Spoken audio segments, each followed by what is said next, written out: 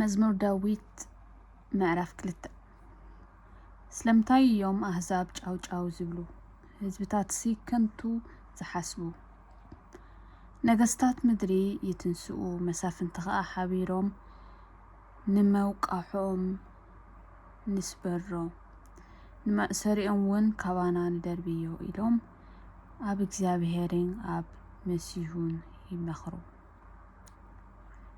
እቲ ኣብ ሰማይ ዝነብር ይስሕቆም ጎይታ የላግጸሎም ሽዑ ብኹራኡ ይዛረቦም ብነድሩ ኸኣ የፈራርሆም። ኣነ ኣብ ጽዮን ኣብ ቅዱስ ከረነይ ንጉሰይ ሸምኩ ይብል። እቲ ምዱብ ምኽሪ ይነግድ ኣለኹ እግዚአብሔር በለኒ ንስኻ ወደይ ኢኻ ኣነ ሎሚ ወለድኩኻ። ኣሕዛብ ንርስትኻ ወሰናት ምድሪ ኸኣ ንጥሪትካ ክህበካስ ለምነኒ።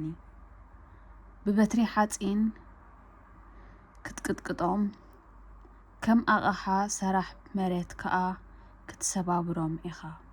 እምበኣርሲ ኣቱም ነገስታት ለብሙ ኣቱም ፈራዶ ምድሪውን ተኣረሙ።